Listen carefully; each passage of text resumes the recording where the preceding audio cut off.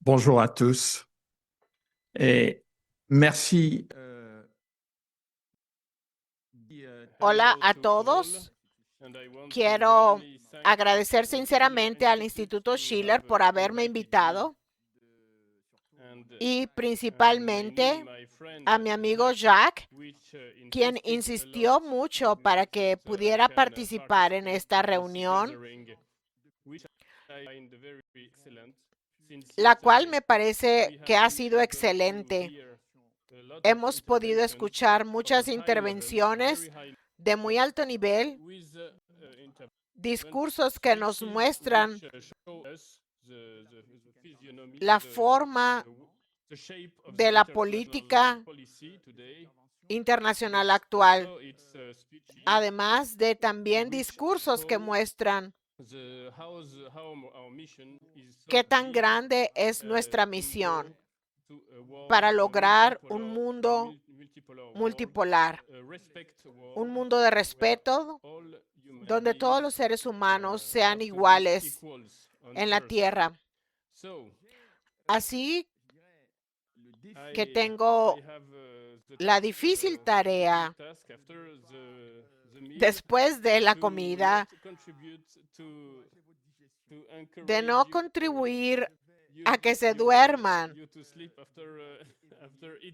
Intentaré mantenerlos despiertos, no para mi beneficio, sino para el beneficio de nuestros colegas que seguirán después. Les hablaré sobre las ideas erróneas que se han difundido en los países occidentales. Así que su objetivo era muy claro: impedir que las poblaciones occidentales tuvieran acceso a lo que sucede entre bastidores, es decir, a lo que realmente ocurre en África y por qué sucede de esa manera. Una de las ideas erróneas que sin duda perjudica es la de que África es un continente pobre y miserable y que por lo tanto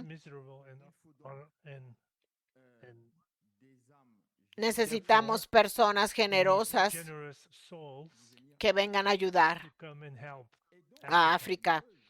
Estas personas generosas son, a nivel global, los países occidentales.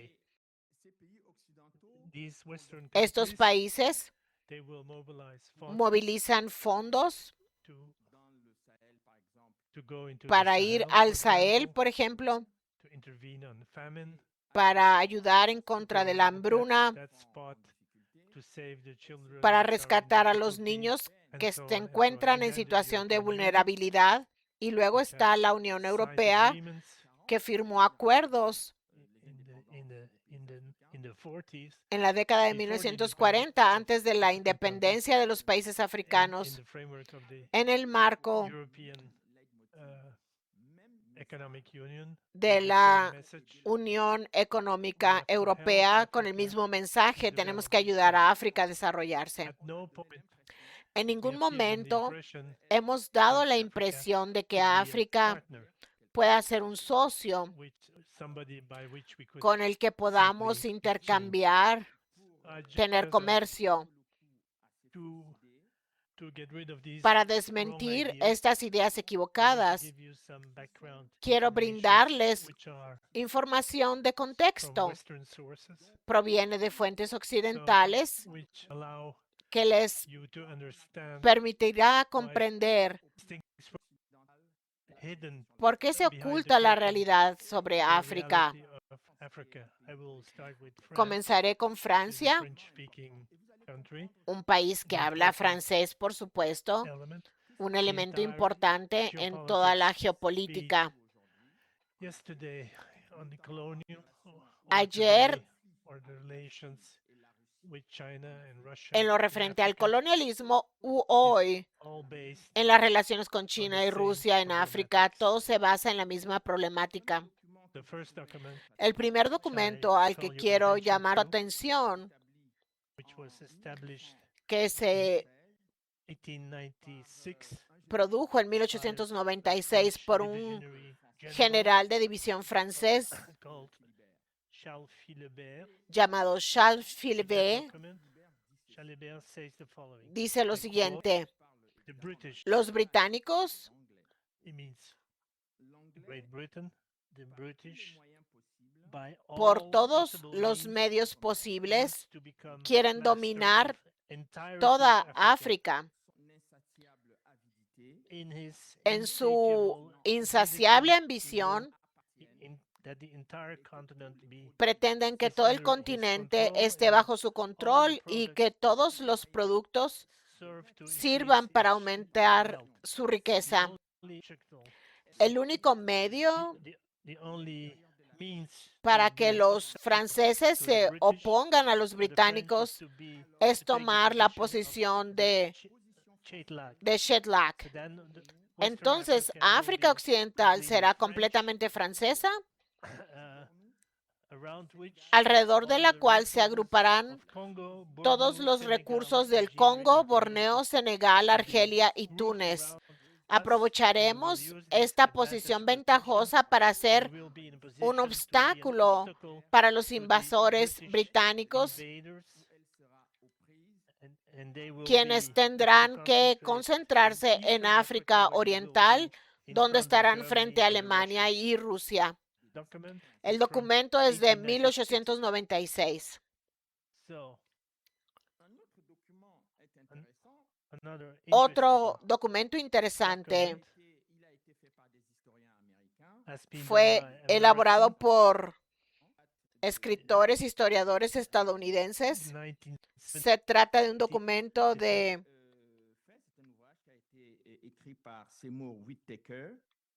Simon Whittaker, United States and Africa. titulado Estados Unidos y África, los intereses y desafíos. When you discuss with American or diplomats from the US, Cuando se enfrentan los estadounidenses, diplomáticos o investigadores estadounidenses, afirman que no American interest in no Africa, existe un interés real en África, their argument is ya always que the su same. argumento siempre es el mismo, muy simple. It's the volume El volumen de comercio entre Estados Unidos y el continente africano, continent. They say, por example, ejemplo, afirman que el volumen del comercio es de it's 1.03%, 1.03%. una cifra insignificante. Cuando se analiza When you put esta this figure cifra en under your detalle, nose, you cannot really argue es difícil contrary. refutarla. So what do they ¿Qué say? dicen en este libro? In this book I quote,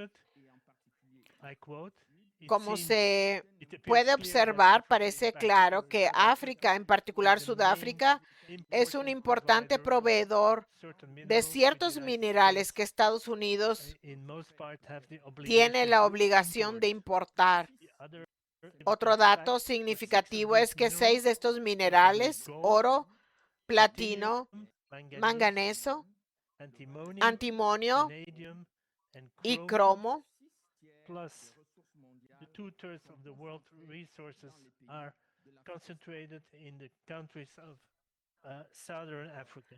2/3 de los recursos mundiales se concentran en los países del So sur you de will África. see Esto genera that this creates immediate rivalidades among inmediatas Western entre powers, las potencias occidentales, notably especialmente between entre France Francia and y the United Estados States Unidos and y Germany to a Alemania certain hasta extent. cierto punto.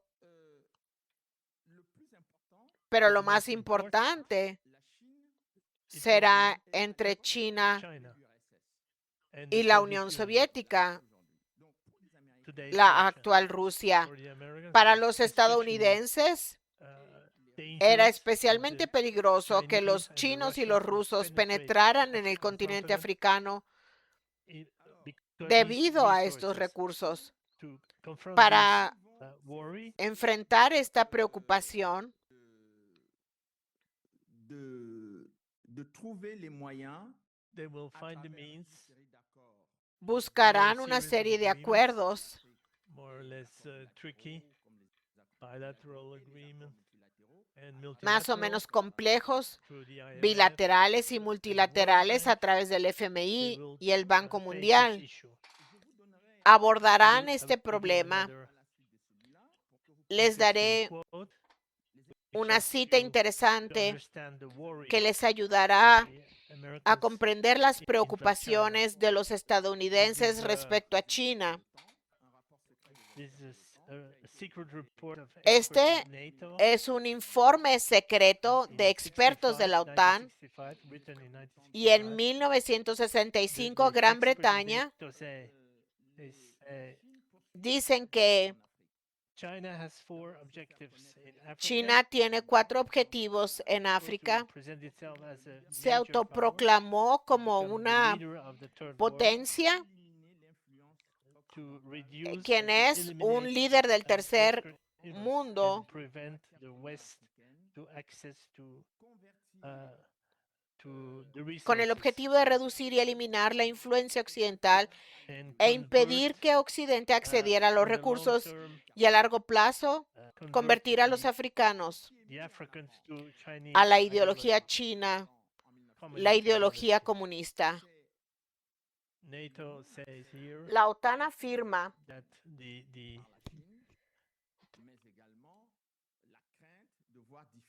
it's the danger of losing these que existe el resources and the peligro de danger of perder estos seeing communist recursos ideology y el extended into peligro de que la ideología comunista se extienda a Africa. In África. that situation, En esa situación, United States Estados Unidos, are, even if this is a report of NATO, aunque se trate de un informe de la OTAN, but the US Estados Unidos are in the same kind of comparte worry. esta preocupación.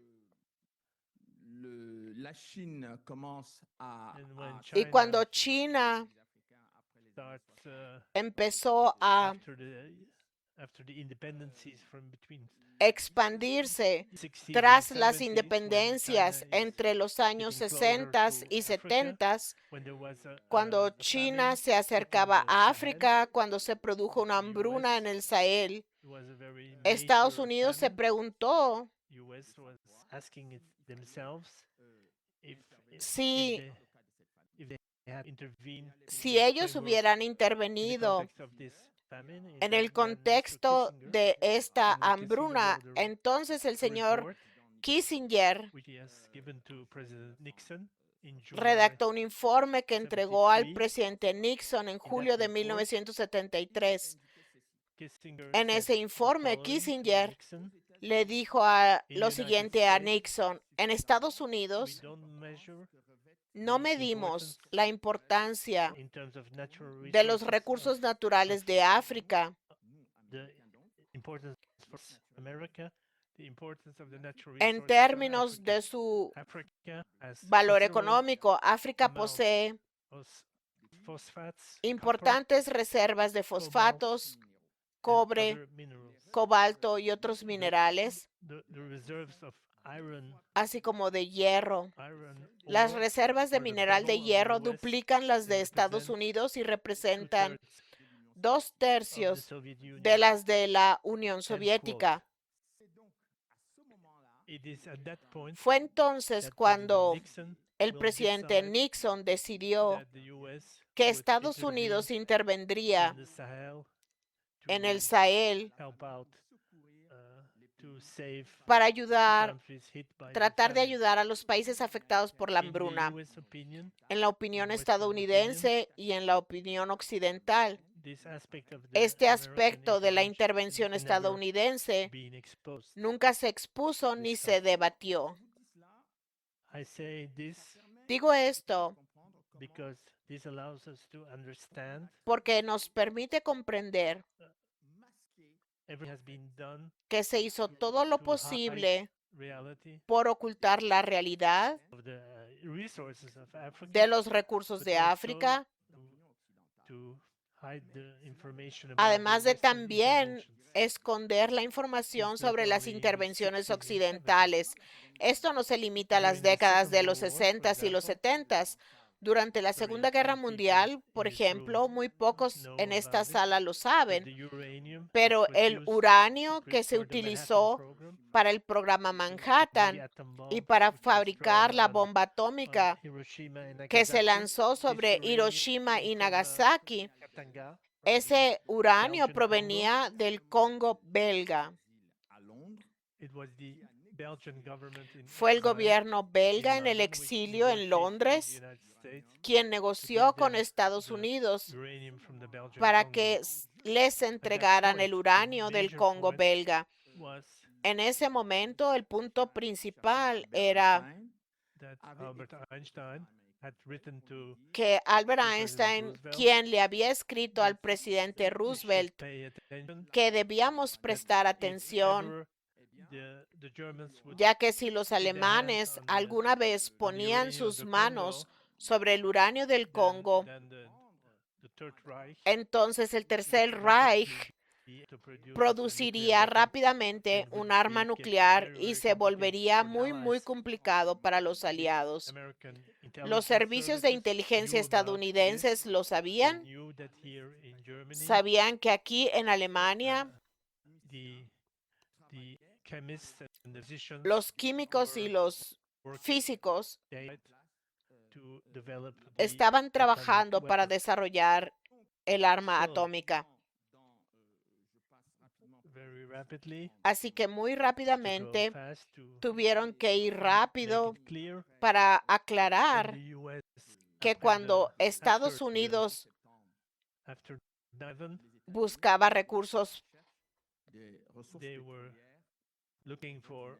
petroleros para reactivar su economía, el presidente George Bush decidió la creación de un comando unido que tenía su sede en Stuttgart, conocido como AFIM. Esta era el arma, el brazo armado de Estados Unidos en asuntos operacionales para coordinar las intervenciones estadounidenses en África.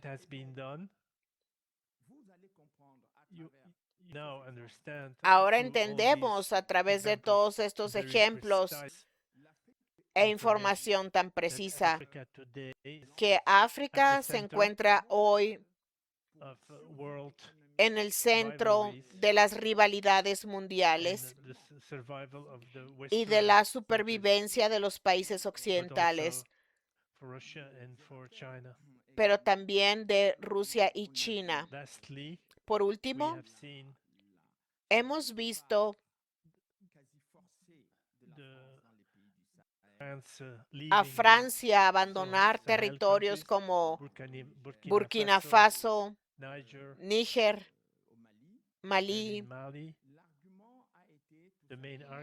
El principal argumento ha sido decir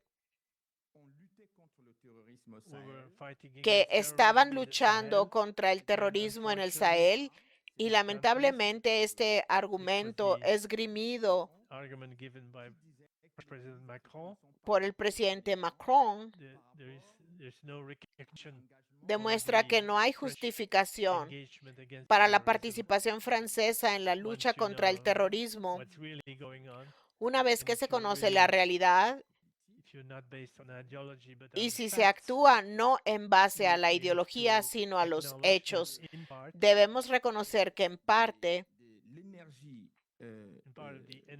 la energía nuclear francesa estaba garantizada en gran medida por el uranio procedente de Níger, mediante acuerdos firmados en la década de 1960 por Gabón y la República Centroafricana. Estos países que tienen muchos minerales, incluido uranio, son la garantía de la independencia energética de Francia. Esto realmente no está establecido ni para los franceses ni para los africanos. Esto siempre se hizo bajo el pretexto de ayudar a los africanos que no tienen nada. Ahora recientemente descubrimos que estos países del Sahel han cambiado sus alianzas. Burkina Faso, Níger, Malí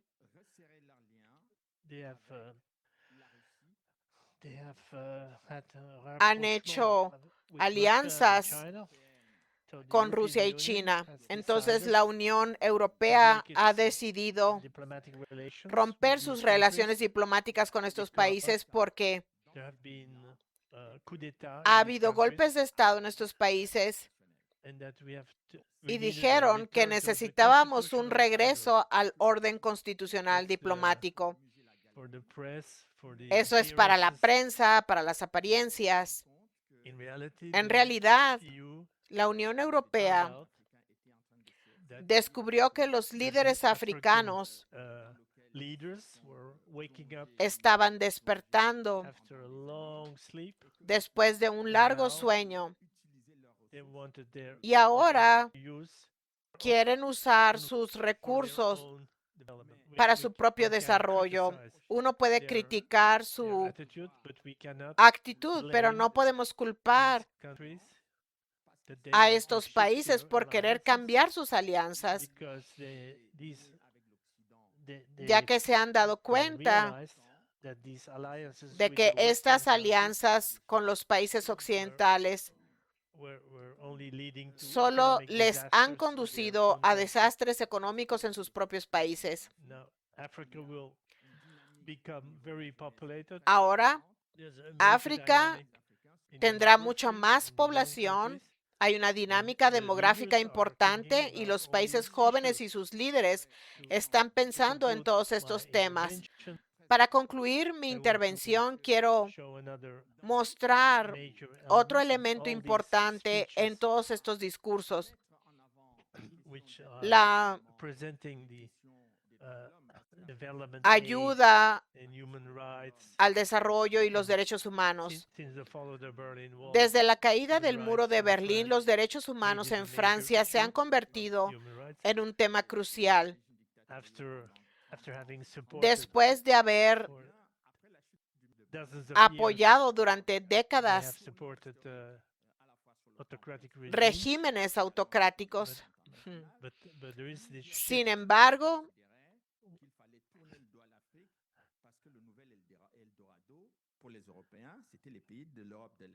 tras la caída del muro de Berlín, muchos europeos abandonaron sus operaciones en África. Pensaron que ganarían mucho más dinero en Europa del Este y luego descubrieron que había muchos problemas. Había ventajas, pero también muchas desventajas, aunque África seguía siendo un posible Eldorado. Por lo tanto, quiero concluir diciendo que África será un tema clave en la vida económica de los países occidentales, incluyendo asuntos de defensa, porque los recursos están ahí y no en otro lugar. Quiero dar otros dos ejemplos para personalmente describir esto. Estoy muy feliz de la situación de crisis del mundo actual. Creo que esto no debemos deprimirnos. Creo que hay una verdadera oportunidad para hacer algo nuevo, hacer algo diferente. La gente empieza a pensar en cambiar sus formas de pensar, pensar en su propio futuro. Hay algo frente a ellos para intentar soluciones, para encontrar ideas, para innovar y para entrar en una dinámica que no ha estado presente durante mucho tiempo. El monopolio de las políticas internacionales por la visión occidental bajo la tutela estadounidense Esto ha destruido la creatividad en las relaciones internacionales porque teníamos que pensar en una dirección. Hoy uno puede darse cuenta de que esta visión no era operativa. Hemos escuchado al amigo italiano pidiendo la reforma de la ONU. Los africanos lo han estado exigiendo desde hace mucho tiempo. No podemos continuar así.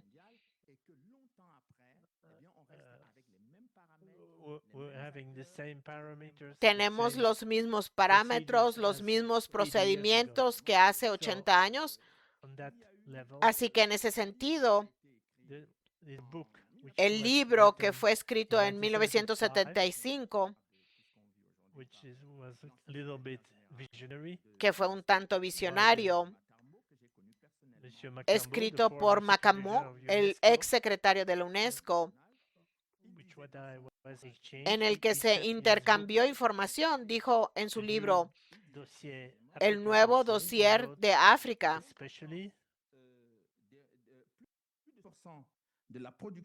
dijo que más del 60% de la producción mundial de oro proviene de África y la mayoría proviene de Sudáfrica, proviene de África Occidental. En términos de diamantes, la mayoría proviene de África, del Congo, el resto también proviene de África Occidental. Si Sudáfrica fue liberado a través y gracias a Mandela, fue debido a la lucha contra el apartheid. Y también porque las compañías mineras se dieron cuenta de que si no había alguien serio y estable al frente de Sudáfrica, perderían mucho. Para cerrar el paréntesis, el 40% de los bangladesíes también proviene de África Occidental. Al mismo tiempo, hubo una declaración del entonces secretario de Estado de Estados Unidos, Volcker, quien dijo que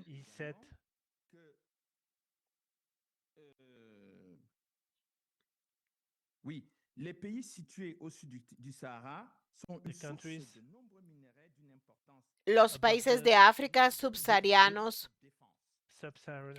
son esenciales para nuestra defensa, nos proporcionan la mayor parte de las materias primas que necesitamos y satisfacen casi la totalidad de nuestras necesidades de cromo, manganeso para defensa, cobalto para motores de reacción y otros equipos, diamantes industriales, etcétera. Gracias por su atención.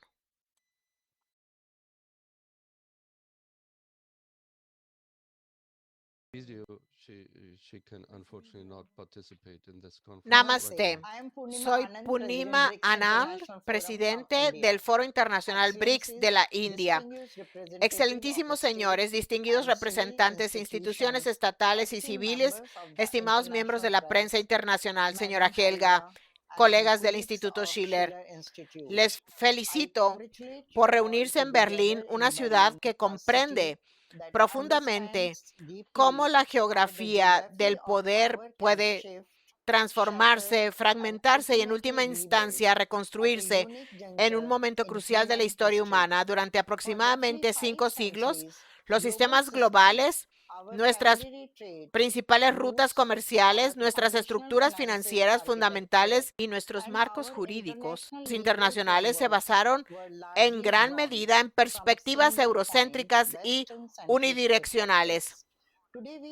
Debemos tener la honestidad intelectual y la claridad para reconocer que no estamos presenciando el declive caótico de ninguna región o nación en particular. Más bien, estamos experimentando la culminación natural e histórica de un ciclo de 500 años. Estamos entrando con firmeza e irrevocablemente en una era global y multipolar. Nuestro desafío colectivo y la responsabilidad fundamental de las instituciones representadas en esta sala es asegurar que esta profunda transición dé como resultado una estabilidad colaborativa en lugar de una fricción fragmentada. Este cambio que nos aleja de la gestión global tradicional debe abordarse como una oportunidad constructiva para el crecimiento mutuo en lugar de una confrontación hostil de suma cero. Para comprender por qué este ciclo de 500 años culmina hoy, debemos tener el valor de examinar cómo comenzó y cómo se disolvió sistemáticamente. El colonialismo global no surgió de la nada. Evolucionó a través de distintos factores históricos, cambios tecnológicos y estructuras corporativas extractivas. Comenzó en 1453 con un profundo catalizador geopolítico, la caída de Constantinopla, cuando el Imperio Otomano cerró las antiguas rutas terrestres de la Ruta de la Seda. Europa Occidental se enfrentó a una crisis existencial en su cadena de suministro. Esto obligó a los reinos europeos a buscar en alta mar el acceso directo a los mercados asiáticos. Portugal y España fueron las primeras naciones en emprender expediciones marítimas de larga distancia impulsadas por tres motivos principales: oro, gloria y fe. Impulsados por la riqueza económica, el prestigio político y la expansión ideológica. Los primeros pioneros construyeron un sistema internacional basado en la conquista territorial y las sociedades anónimas estatales. El fin de 500 años de colonialismo, el fin formal de 500 años de dominio europeo global, alcanzó su punto culminante histórico a mediados del siglo XIX mediante una ola masiva de descolonización. Esta era, que comenzó en 1492 con la expansión europea hacia América, vio el colapso de sus imperios tradicionales tras la Segunda Guerra Mundial. Los cimientos estructurales de esa era no se rompieron de repente. El derrumbe de esta era se produjo en distintas etapas históricas trascendentales. La primera ola, de 1776 a 1820, cuando la arquitectura geopolítica se fracturó al separarse América del dominio colonial británico, español y portugués. La inversión de la posguerra, 1947 a 1960, donde la Segunda Guerra Mundial prácticamente arruinó el legado de las potencias europeas, desencadenando una ola irresistible de descolonización masiva en Asia y África. Y la etapa final, el punto de inflexión africano, 1975, cuando el repentino colapso del Imperio portugués puso fin formalmente a la presencia territorial europea más antigua y continua en el continente africano. El último final simbólico, 1997-99, culminó con las históricas transmisiones de Hong Kong y Macao, que pusieron fin de forma discreta a la administración territorial europea formal en Asia. Hoy debemos reconocer que los cimientos estructurales tradicionales de ese imperio de 500 años se han disuelto de forma permanente y total. Las transferencias formales de soberanía a finales del siglo XX fueron simplemente los capítulos finales de la administración territorial. La fase actual que vivimos hoy es la democratización de la gobernanza global misma.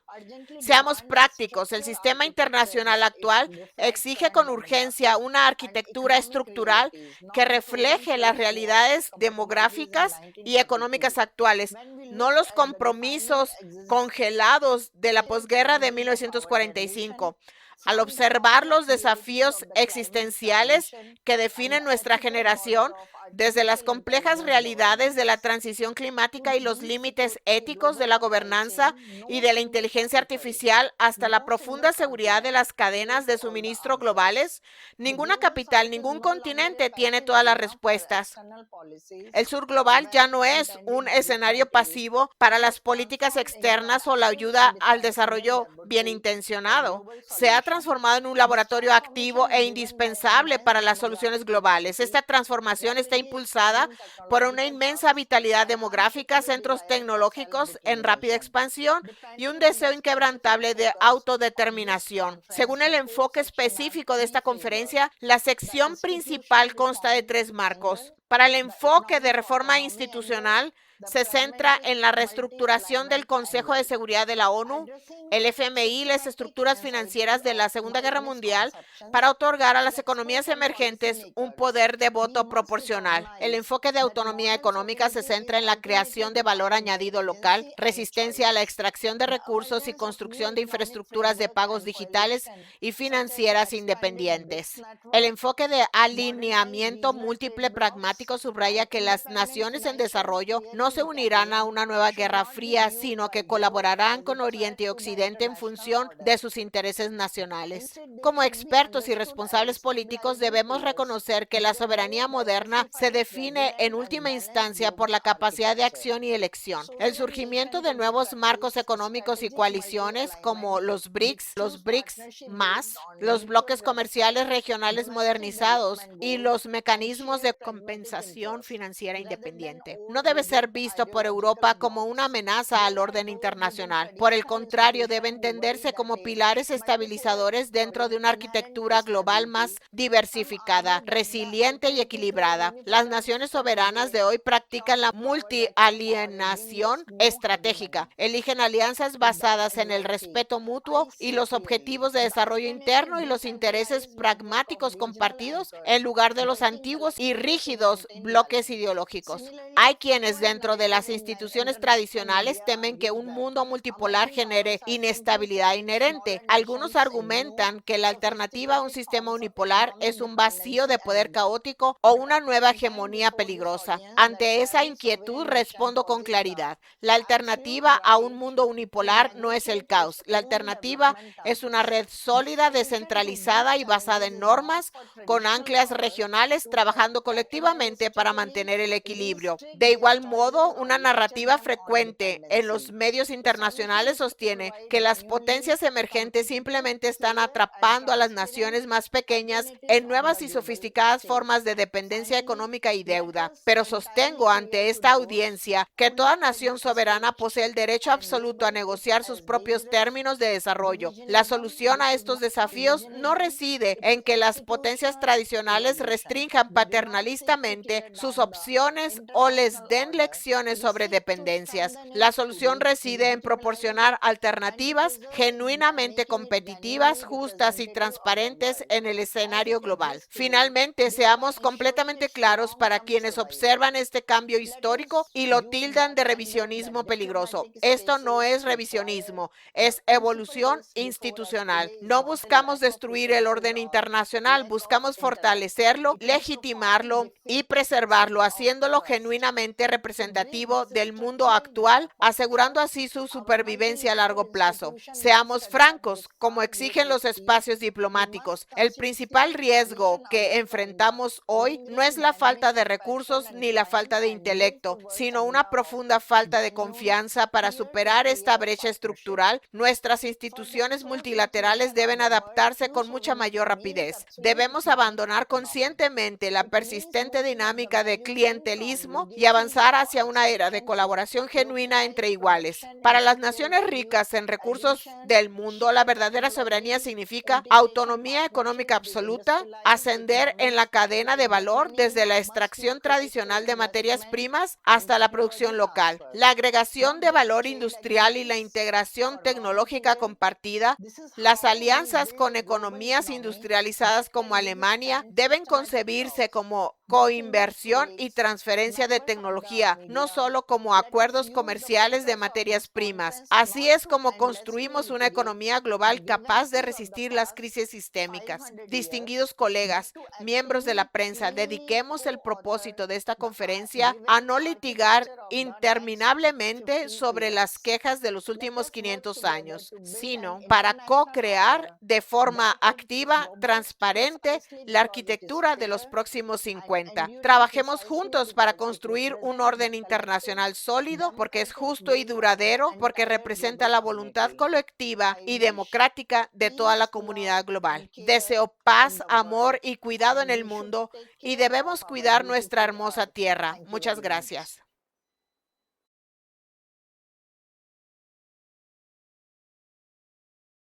Esta conferencia se celebra en medio del rápido declive de la cooperación internacional.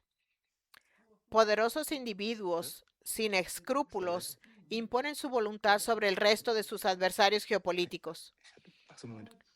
Naciones cobardes se escudan en el silencio. Las instituciones globales se han convertido en una farsa.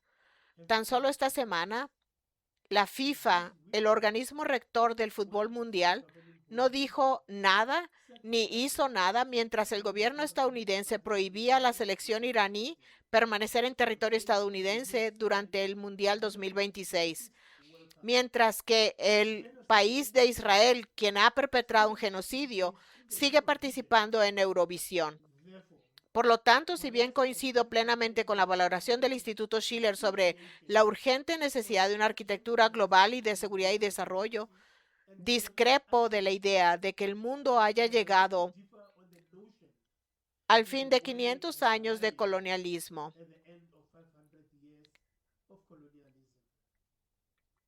El profesor Fadel Kaboub, reconocido economista político tunecino estadounidense, ofreció recientemente una cruda evaluación del dominio que los vestigios del neocolonialismo siguen ejerciendo en el continente africano. De mayor relevancia para su evidencia empírica sobre la subyugación, a menudo sutil, del continente por las potencias occidentales, el profesor Kaboub, presidente del Instituto Global para la Prosperidad Sostenible, presentó sus alarmantes conclusiones el 25 de mayo, Día de África. Cada día de África, señaló el profesor Kaboub, escuchamos los mismos discursos sobre el despertar de África. Y cada año, millones de jóvenes africanos se incorporan a economías que aún exportan sus materias primas, importan alimentos y combustible, pagan deuda externa en divisas extranjeras y permanecen atrapados en la base de la cadena de valor global. El profesor Kaboub, docente de la Universidad de Denison en Estados Unidos, añadió: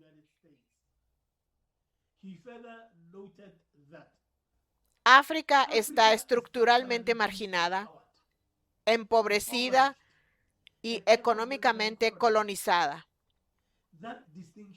Esta distinción es crucial.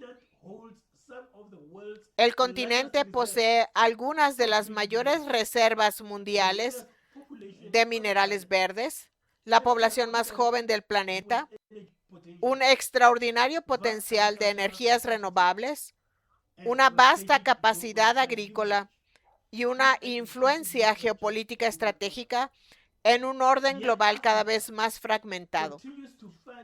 Sin embargo, África sigue financiando la prosperidad de otros mientras se endeuda costosamente para sobrevivir. Esto no es una casualidad histórica, es la arquitectura colonial de la economía global. Estados Unidos y los países europeos están enfrentándose en cada rincón de África. Sus actividades suelen ser agresivas y amenazan la soberanía de los estados-nación africanos. Su principal objetivo es extraer y controlar las tierras raras y otros recursos minerales del continente. Lo vemos en la región del Sahel, donde Francia ha sido expulsada por Burkina Faso, Malí y Níger en su búsqueda colectiva de la independencia. El daño a la reputación de Francia, humillada por esta situación, es inmenso. Occidente utiliza numerosas artimañas para saquear África.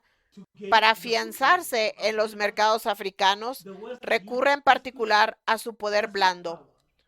Financia y controla ONGs y medios de comunicación que utiliza para manipular la opinión pública, establecer la agenda y controlar la narrativa. Cada día nos despertamos con crecientes pruebas del flagelo del unilateralismo en los asuntos mundiales. El genocidio de Gaza sigue siendo un asunto que probablemente quedará impune. El gobierno de Trump tiene una visión negativa de la Corte Penal Internacional. Washington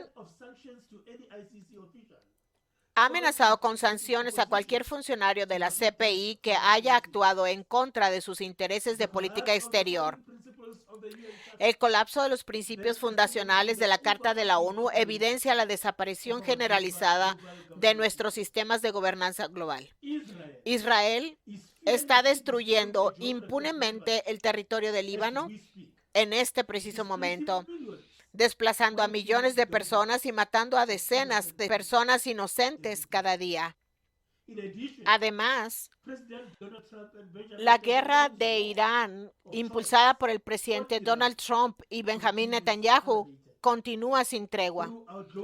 En los conflictos globales, la ONU brilla por su ausencia, lo que da credibilidad a la idea de que la ONU no es más que una cáscara vacía de lo que fue. Secuestrar a un presidente y a su esposa en plena noche y cruzar ilegalmente la frontera con la pareja presidencial venezolana para someterlos a un juicio dudoso en lugar de un tribunal internacional son comportamientos que reflejan la ley de la selva. Asimismo, amenazar a otras naciones como Groenlandia, Canadá y México con la anexión constituye una afrenta a las normas estándares internacionales civilizadas. Ignorar a la OMC y desatar una oleada indiscriminada de aranceles refleja el comportamiento de hombres desquiciados, corrompidos por el poder absoluto. El profesor Kabub reflexionaba acertadamente que en este momento la cuestión central ya no es si África puede desarrollarse dentro del sistema económico internacional existente que la asfixia. A 500 años de colonialismo, la pregunta debería ser si África está finalmente preparada para rediseñar las reglas del propio sistema. La Agenda 2063 de la Unión Africana aboga por el África que queremos. Idealmente, se prevé un continente integrado, próspero, soberano, capaz de financiar su propio desarrollo y de influir en los asuntos globales. Sin embargo, el profesor Kabub y muchos otros creen que esta visión seguirá siendo retórica a menos que África afronte las estructuras de dependencia más profundas que siguen definiendo su modelo económico. Argumenta que el problema no reside simplemente en la corrupción, las deficiencias en la gobernanza o la falta de espíritu emprendedor, es decir, las explicaciones favoritas del discurso dominante sobre el desarrollo. El problema de fondo es la dependencia estructural neocolonial. La mayoría de las economías africanas siguen atrapadas en patrones económicos coloniales. Exportan materias primas importan productos manufacturados, dependen de financiación externa y ceden fácilmente su margen de maniobra política nacional a acreedores e instituciones financieras internacionales. Todo esto de acuerdo con el profesor Kabub, y este es el núcleo de la trampa de la deuda. Finalmente, en mi humilde opinión, en esta era de ilustración, África necesita superar su fragmentación y dirigirse a la comunidad internacional como un frente unido, exigiendo respeto mutuo e igualdad de pensamiento, palabra y obra. De esta manera, la voz unida de África será demasiado fuerte como para ignorarla. Unidos a través de la Unión Africana, África y el resto del sur global deberían exigir que los europeos que colonizaron el continente paguen reparaciones. Y si deciden no hacerlo, África debe incluir a dichos infractores en su lista negra. El Instituto Schiller Internacional habría logrado un gran objetivo si, en su lista final de resoluciones o comunicado, exigieran el pago de reparaciones por parte de Europa. Gracias.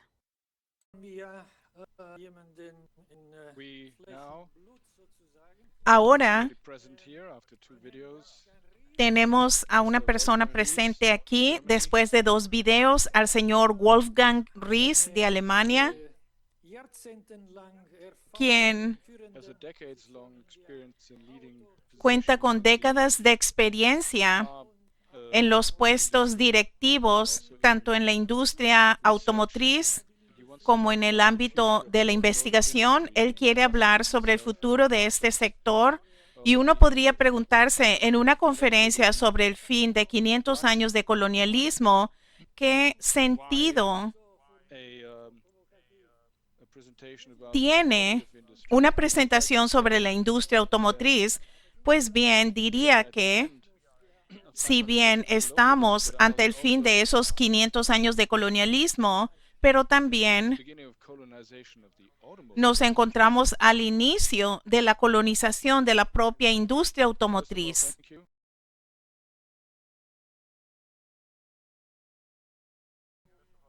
En primer lugar, agradezco la invitación para dirigirme a este público.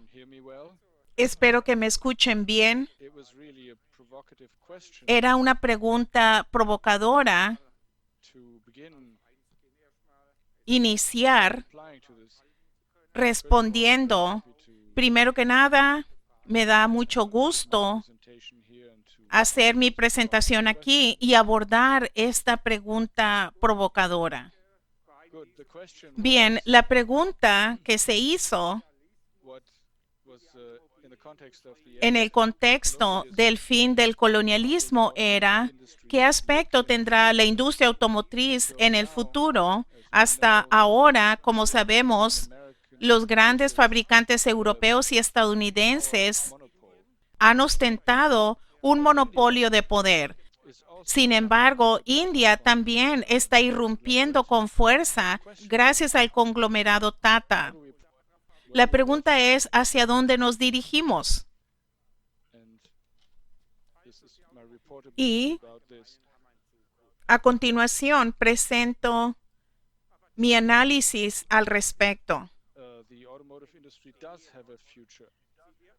La industria automotriz tiene un futuro, pero este no llegará de forma automática. Requerirá nuevos conceptos y una apertura que en Europa no hemos practicado desde hace mucho tiempo.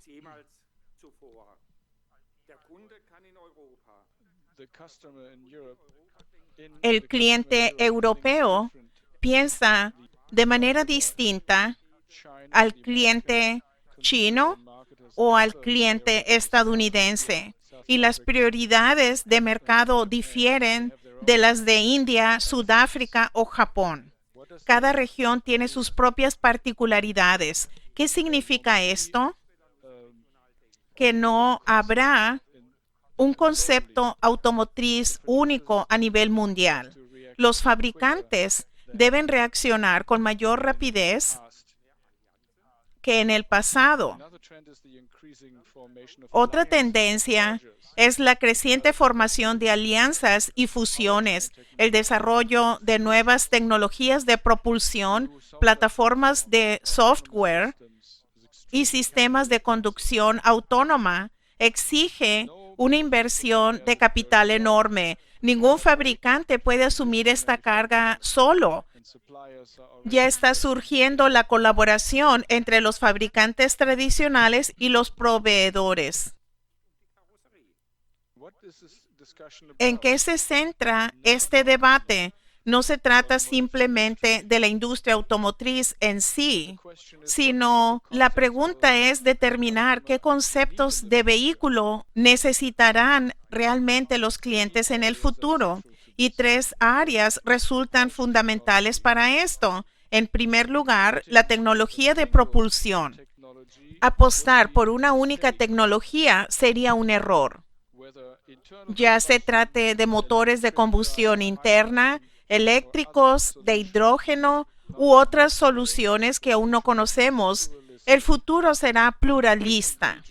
Las diferentes regiones favorecerán soluciones distintas en función de la infraestructura. El software y las funciones digitales se están convirtiendo en un factor competitivo decisivo. Los vehículos se están convirtiendo cada vez más en plataformas digitales que evolucionan a través de las actualizaciones. Los clientes esperan una integración perfecta de la navegación, el diseño y la experiencia del usuario. El diseño será determinado menos por la estética y más por la funcionalidad. El vehículo se convertirá en un espacio digital que se adapta a las necesidades del usuario y no al revés. Un área que transformará profundamente el sector es la conducción autónoma. Mientras que en Estados Unidos y China se están llevando a cabo intensas pruebas de investigación, Europa está procediendo con cautela.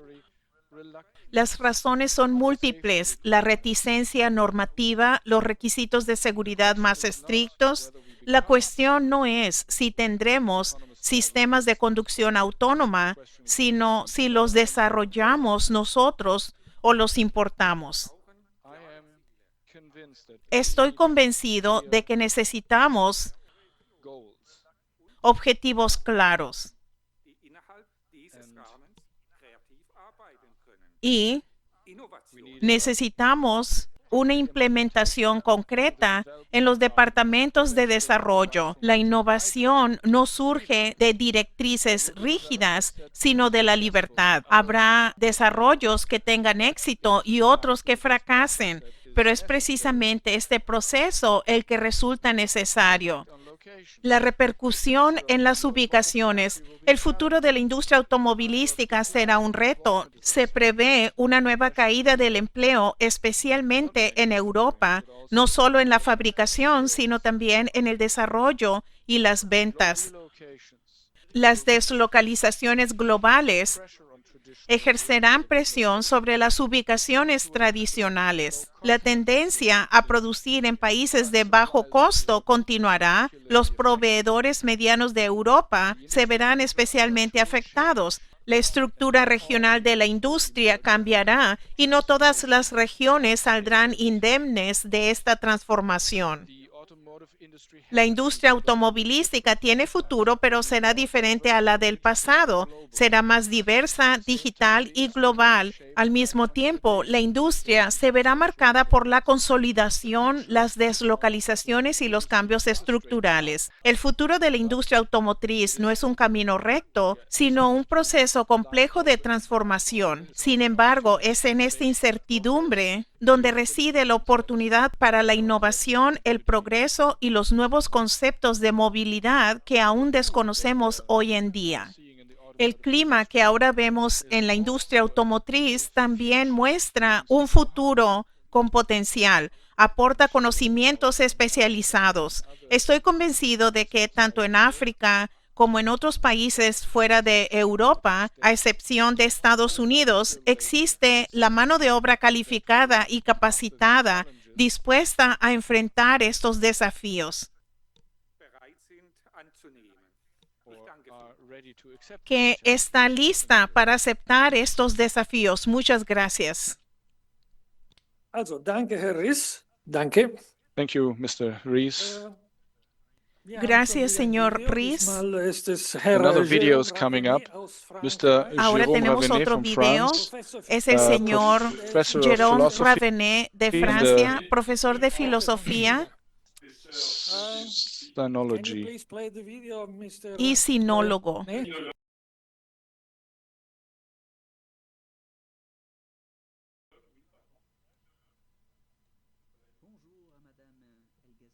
Hello, Madame Helga Zepp-Larouche. Buenos días, señora Helga Zepp-Larouche, señor Cheminade, a todos los que trabajan por la paz del Instituto Schiller y de otras partes.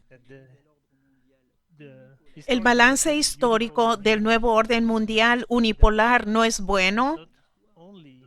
No solo no se ha producido el fin triunfal de la historia que había anunciado Fukuyama, no sucedió, sino que tras la Unión Soviética es ahora el imperio angloamericano el que se derrumba. El prestigio que Occidente había adquirido en los últimos 500 años de modernidad se ha ido perdiendo progresivamente a través de las guerras que ha emprendido la violencia colonial y la etnosupremacía, la esclavitud multifacética de las fuerzas productivas que ha empobrecido a sus propias poblaciones mediante una estrategia económica y militar de caos generalizado en beneficio de una oligarquía financiera globalizada. Bajo el concepto de un orden basado en reglas, la justicia demencial que intentó legitimizar e imponer al mundo se revela finalmente como lo que es, un paradigma del poder, es decir, la concepción de un mundo visto esencialmente como un conjunto de relaciones coercitivas de fuerza y dominación resumidas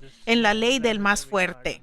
El saqueo del pequeño jardín planetario lo ha reducido a una jungla. El sueño de un mercado mundial iniciado por Vasco de Gama, Magallanes y Colón, el sueño de un dominio tecnocientífico del mundo formulado entre Leonardo da Vinci y Descartes, y el sueño de paz al que finalmente habían accedido los signatarios de los Tratados de Westfalia de 1648 o las conferencias internacionales de La Haya 1899-1907, no tardaron en convertirse en una pesadilla y degenerar amargamente en relaciones generalizadas de explotación y sumisión. Pero los factores objetivos de esta dominación se han agotado y otro proyecto de civilización ha dado raíces en la historia universal. Occidente ya solo basa sus antiguos privilegios en el 15% de la población mundial. El resto reclama el 85%. BRICS no solo tiene un PIB que supera al del G7, sino que demuestra que se puede crecer reduciendo la pobreza. Demuestra, en contra de las predicciones de las teorías rivales que han dominado al occidente moderno, desde Hobbes hasta Huntington, pasando por Carl Schmitt, que la coexistencia pacífica es un principio de gobernanza más eficaz, rentable y sostenible que el de las relaciones amigos-enemigos o el del choque de civilizaciones. Porque a pesar de todas las tonterías difundidas en los coloquios universitarios y los medios oficiales, BRICS y Xi Jinping en particular prosperan sin reclamar venganza. Se trata de acabar con el ideal de la dominación sin pedir la cabeza del propio hegemón. Es salir de la mentalidad depredadora, no solo de la incómoda condición de presa,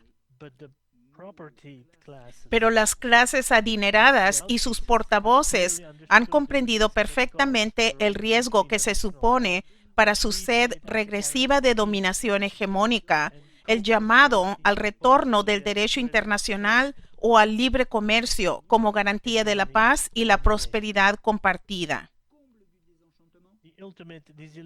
El colmo del desencanto. En Occidente, la democracia ya no es un ideal, es una costumbre, apenas una palabra vacía.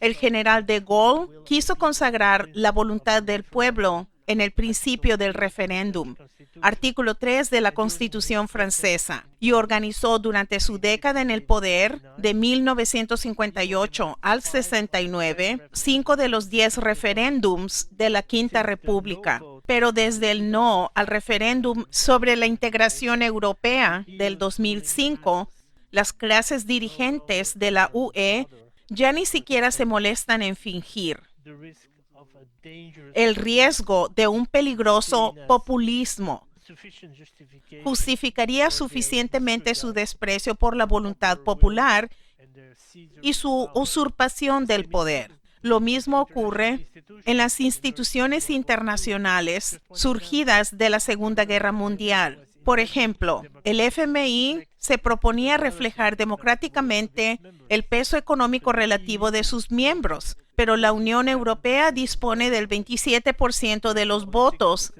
frente a solo el 6% de China, cuando su PIB es equivalente. En la política interior y en las instituciones internacionales a todos los niveles, el legado occidental de la democracia se encuentra en un estado de disonancia cognitiva, un estado patológico agravado por el privilegio exclusivo de una libertad de expresión que la oligarquía occidental tendría el deber moral de proteger frente a los peligros existenciales que representa cualquier modelo político alternativo.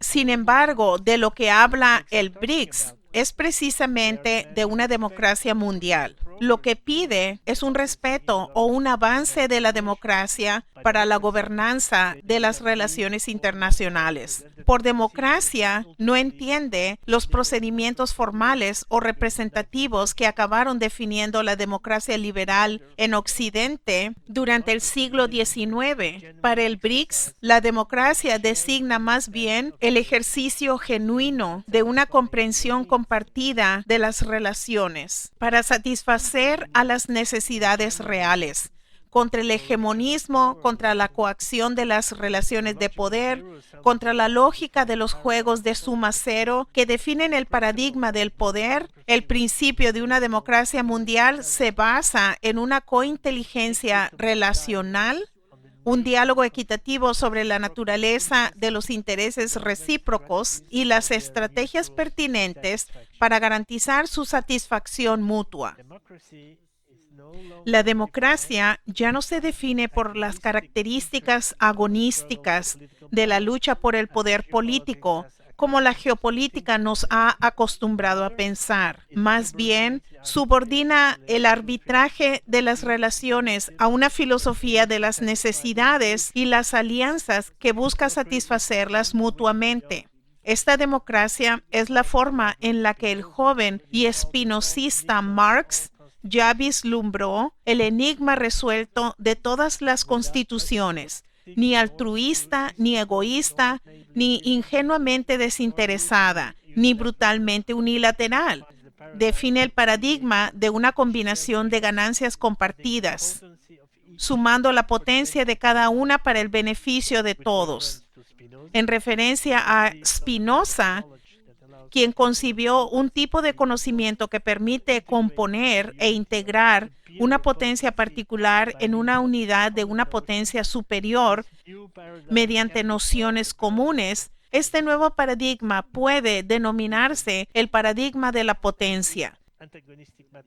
Se trata de un modelo matemático anti-antagónico de democracia que propone sumar fuerzas en contraposición al hegemonismo que se contentaba con absolutizar el suyo propio, identificando el bien común con su interés particular. En este nuevo paradigma de potencia, este ejercicio ideal de cointeligencia relacional, el que la frase china, la comunidad de un futuro compartido para la humanidad, ha estado anunciando desde 2012. Sus ideas comunes estratégicas son los acuerdos de ganar-ganar, que implementan la triple iniciativa global 15 de marzo de 2023, iniciativas para el desarrollo, la paz y la civilización, en los megaproyectos de los nuevos planes estratégicos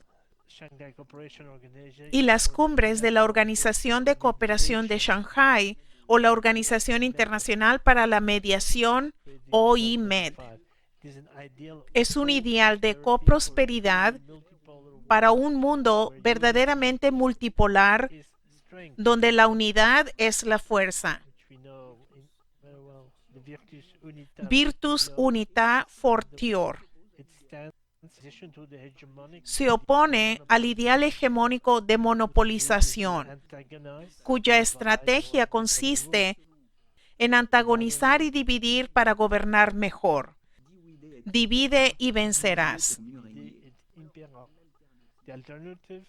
La alternativa es trágica, pero tan simple.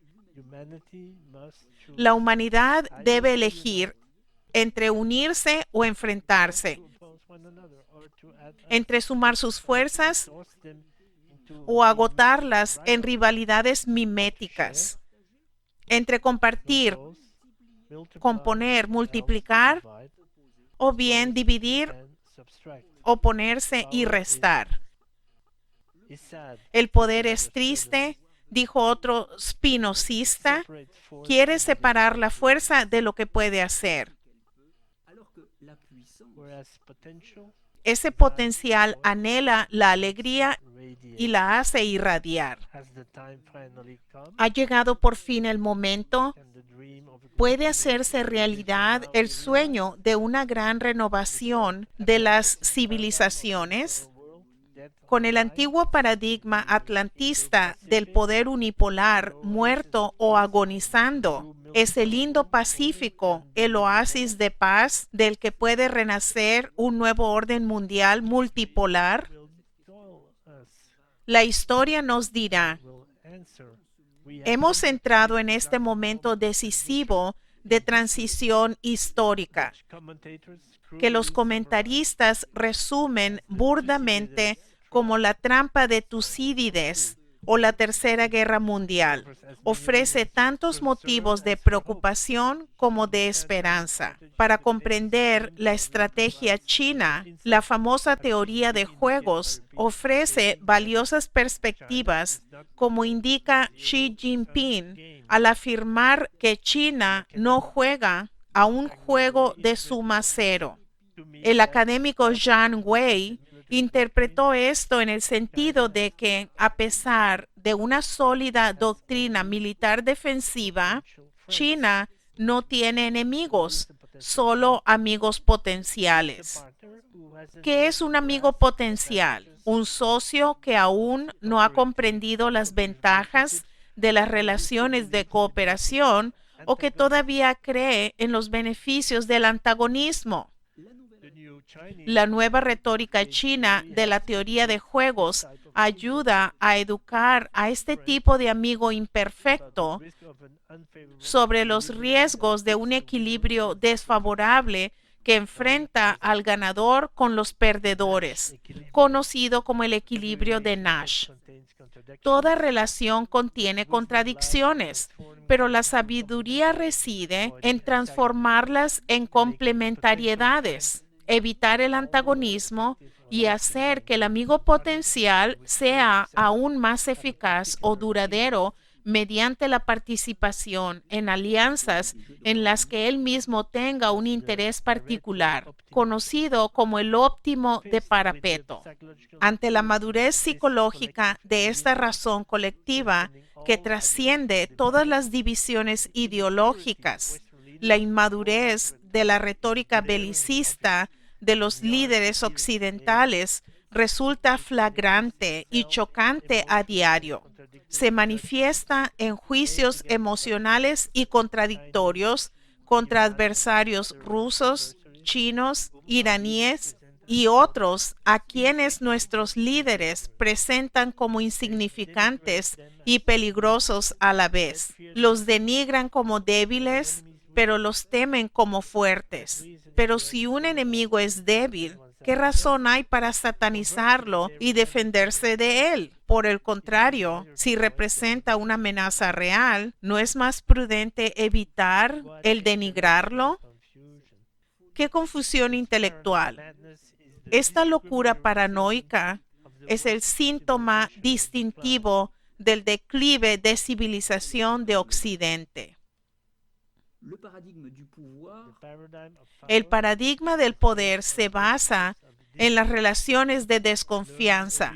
Aprender una razón capaz de construir relaciones de confianza es, por lo tanto, un camino contraintuitivo y difícil para una civilización moderna que ha abandonado las enseñanzas de Cristo y la filosofía y ha consagrado la geopolítica como la ciencia suprema de la práctica política.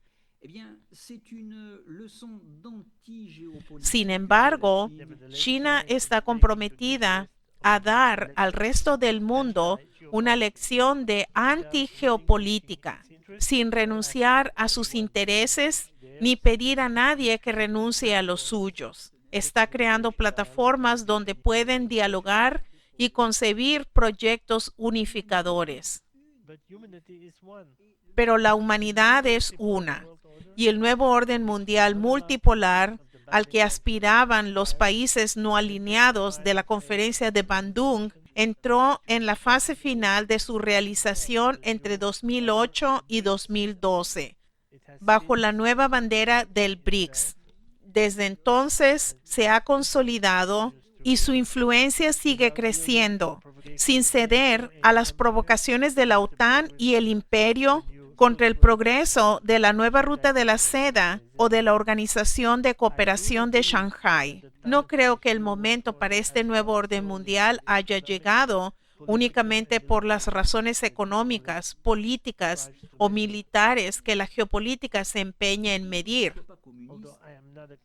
Aunque no soy comunista, comparto la fe que demuestra Xi Jinping, que inspira a los artífices del nuevo paradigma. La crisis actual es una oportunidad para comprender, dentro de la historia, el significado espiritual de esa sabiduría universal hacia la cual, como creía Teilhard de Chardin, converge todo lo que asciende.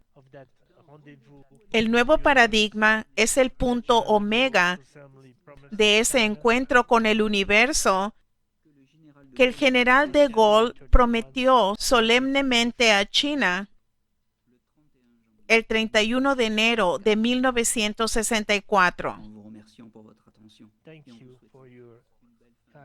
Gracias por su atención. Les deseo una excelente conferencia.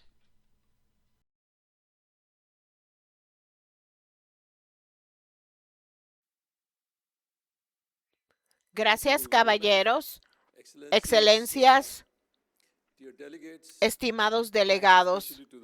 Gracias especialmente al Instituto Schiller y mi agradecimiento especial a Helga LaRouche porque ella me hizo entender el valor del versículo bíblico Mateo 20, capítulo 20, versículo 16. Que dice que los últimos serán los primeros y los primeros serán los últimos. Siendo el último panelista, así que estoy muy impresionado por todas las aportaciones de Helga, que saben que es casi un crimen ser pesimista. Necesitamos ser activos, así que aunque mi tema es los efectos de la colonización y la descolonización en el cambiante orden mundial, mi punto de vista es que cuanto más aprenda India a descolonizarse, mejor estaremos para abordar los problemas que necesitamos para cooperar con el sur global. Y permítanme, por favor, presentar mi trabajo. La historia del colonialismo en India no es solo una historia de ocupación territorial o explotación económica. También es una historia de conquista psicológica, la gradual transformación, la imagen de una civilización que una civilización tenía de sí misma hasta que millones de personas comenzaron a dudar del valor de su propia cultura, lengua, sistemas de conocimiento e identidad. Los británicos no se limitaron a colonizar la tierra y los recursos de la India, colonizaron la mente de los indios. Incluso hoy, mucho después de la independencia formal, las sombras del colonialismo siguen moldeando la conciencia de la sociedad india. Las heridas más profundas del imperio suelen ser invisibles, persisten en la forma en que la gente piensa, habla, educa a sus hijos y se percibe a sí misma en relación con Occidente. El colonialismo terminó en 1947, pero la descolonización mental aún no ha terminado. Durante o antes del dominio colonial, la India fue uno de los centros económicos y culturales más grandes del mundo. Las matemáticas indias, la astronomía, la lingüística, la filosofía, arquitectura, medicina, influyeron en civilizaciones de toda Asia y más allá. La gramática sánscrita sigue siendo uno de los sistemas lingüísticos más sofisticados que se hayan desarrollado. De hecho, los propios lingüistas europeos reconocen las profundas similitudes estructurales entre el sánscrito y muchas lenguas europeas, incluido el alemán. La palabra para madre y padre, Vater, Mutter, proviene del sánscrito.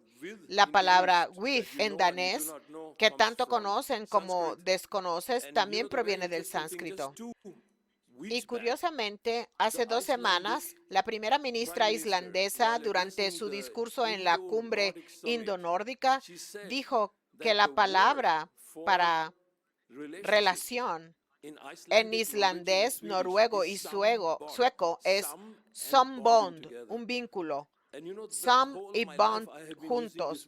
Y como saben, durante toda mi vida he usado esta palabra sambond, que significa relación. Y ella dijo que esta palabra en realidad proviene de la India. Como pueden ver, la globalización no es algo nuevo. Llevamos mucho tiempo conectados. El colonialismo no solo requiere dominación militar, sino también sumisión cultural. Una población que se respeta a sí misma no puede ser gobernada fácilmente por extranjeros.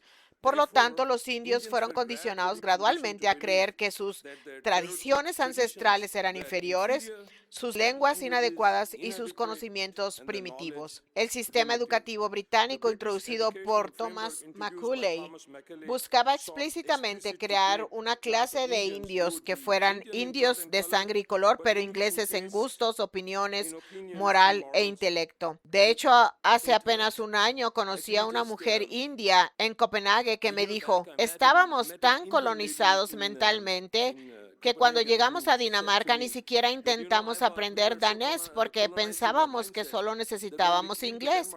Y ahora nos encontramos en una situación en la que los indios que no eran ricos enviaron a sus hijos a escuelas danesas y están muy contentos de ser abuelos en Copenhague, mientras que nuestros hijos emigraron a Estados Unidos, Australia y Canadá.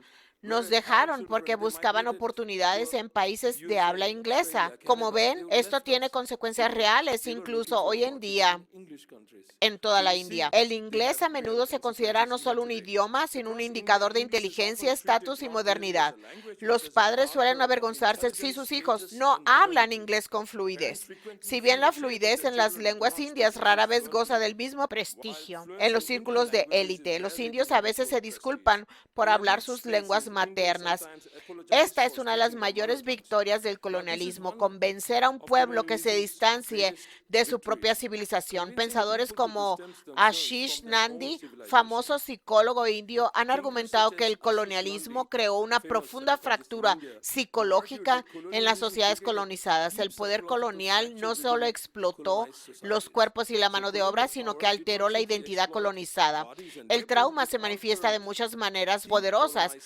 La preferencia por la validación occidental, la imitación de las normas culturales occidentales, la creencia de que el progreso debe siempre parecerse a Europa o Estados Unidos y la incomodidad que muchos indios educados sienten hacia sus propias tradiciones. Incluso entre la diáspora india, estos patrones coloniales a menudo persisten. Me gusta tanto actuar en la India que una vez busqué un papel. Como soy alto para ser indio y luego conseguí un papel y escuché que quizás era 2,000 euros y pensé que tal vez esto era algo bueno, tal vez debería intentarlo la próxima vez y luego me preguntaron si fuera un poco más blanco podría conseguir otro papel. Así que como ven existe toda esta fascinación por ser más blanco. Esto refleja más la conveniencia, refleja una jerarquía psicológica creada durante el dominio colonial. Así que a menudo cuando viajo a la India me encuentro con gente a la que le pregunto ¿por qué se cubren todo el tiempo? Somos morenos por naturaleza. No queremos ser más morenos ni más oscuros, queremos seguir siendo lo más blancos posible. Irónicamente, mientras algunos indios siguen subestimando su propia herencia lingüística, muchos extranjeros muestran un profundo respeto por las lenguas y culturas indias. Y me gustaría mencionar que he conocido a varios rusos que viven en mi ciudad, por ejemplo, que están aprendiendo lenguas indias con admiración y curiosidad intelectual. He oído a ciudadanos rusos hablar hindi y otras lenguas indias con sinceridad y respeto, así que a veces esto puede ser útil. Este contraste revela algo importante. A menudo los extranjeros valoran la civilización india con más confianza que los propios indios. Ahora bien, ¿qué hizo el colonialismo? El colonialismo no fue simplemente dominación cultural, fue también la mayor explotación económica de la historia de la humanidad. Durante casi 2 siglos, la riqueza de la India se transfirió sistemáticamente a Gran Bretaña mediante impuestos, manipulación comercial, extracción de recursos y destrucción de las industrias locales. Investigadores como Utsa Patnaik estiman que Gran Bretaña extrajo el equivalente a aproximadamente 45 billones de dólares de la India durante el dominio colonial. La India se transformó de una próspera economía manufacturera en un proveedor de materias primas y un mercado cautivo para los productos industriales británicos. Las industrias tradicionales recortaron a los artesanos que se empobrecieron. Los sistemas agrícolas se distorsionaron para servir a los intereses imperiales en lugar del bienestar local. Las consecuencias fueron catastróficas. Las hambrunas fueron determinantes. Uno de los capítulos más oscuros del dominio británico fue la recurrencia de hambrunas devastadoras. Estas hambrunas no fueron simplemente desastres naturales, fueron desastres políticos intensificados por las políticas económicas coloniales. Así, durante la hambruna de Bengala en 1943 murieron aproximadamente 3 millones de personas. Sin embargo, los alimentos se siguieron exportando mientras millones morían de hambre en la India. Las autoridades coloniales priorizaron la logística bélica y los intereses económicos imperiales por encima de las vidas indias. El académico Mike Davis demostró cómo la ideología del mercado colonial convirtió las malas cosechas regionales en muertes masivas. Las exportaciones de cereales continuaron incluso cuando poblaciones enteras colapsaban por el hambre. El recuerdo de estas hambrunas permanece profundamente arraigado en la conciencia colectiva de la India. He conocido a muchas personas que admiraban a Carl Gustav Jung y su idea de la conciencia histórica, y él decía que muchos de los pacientes tratados tenían el problema de comer demasiado rápido y en exceso, y que probablemente la explicación radicaba en la experiencia de estas grandes hambrunas. Aunque el imperio formal terminó, no surgieron sistemas de dominación. Tras la Segunda Guerra Mundial, emergieron nuevas estructuras globales que preservaron la economía occidental y la dominación geopolítica mediante instituciones financieras, paradigmas de desarrollo, sanciones y condiciones que muchos de mis amigos africanos mencionaron el día de hoy. Los países se clasificaban ahora como desarrollados y subdesarrollados, y la posición de Occidente como modelo universal de progreso El sur global era tratado como perpetuamente carente de algo y dependiente. Esta es la esencia del neocolonialismo. El sistema internacional moderno a menudo presiona a los países en desarrollo para que se ajusten a modelos económicos diseñados en otros lugares, que frecuentemente benefician a las corporaciones multinacionales, etc. Sin embargo, hoy el mundo está cambiando. Quiero terminar con una nota positiva porque Helga dijo que el pesimismo no es la respuesta. Así que estoy de acuerdo. Hoy, sin embargo, está surgiendo gradualmente un nuevo orden global, uno en el que Asia, África, América Latina y el sur global en general buscan una mayor soberanía y una participación equitativa en la configuración de los sistemas internacionales. Estoy muy agradecido a todos los oradores de hoy que mencionaron esto, desde Etiopía hasta Sudáfrica, a todos los países. Queremos que se reconozca nuestra independencia y queremos definir cómo debemos participar en este contexto. Y quiero enfatizar esto mucho. La cooperación entre India, China y Rusia se vuelve históricamente significativa. No hay escapatoria para nosotros. Creo que si India quiere salir de todo esto, India, China y Rusia tienen que cooperar más. No me refiero al mundo occidental, sino al sur global, como también dijo Helga, que necesita unirse. Esta fragmentación debe terminar. A pesar de las diferencias políticas y las tensiones históricas, creo que estas civilizaciones comparten importantes intereses comunes. Desean que estos tres países, por ejemplo, colaboren especialmente porque coinciden en la importancia de resistir la dominación unilateral. Buscan fortalecer la multipolaridad, expandir la cooperación sur-sur y crear alternativa a las estructuras financieras y geopolíticas de control occidental. La asociación de India con Rusia en áreas como la energía, comercio y defensa refleja un principio fundamental, la cooperación sin subordinación ideológica. De manera similar, la colaboración entre India y China, a pesar de la complejidad de sus ciudades, representa la posibilidad de una cooperación civilizatoria entre dos de las sociedades más antiguas y grandes del mundo. Finalmente, quiero decir que el futuro del sur global no puede construirse mediante una fragmentación interminable.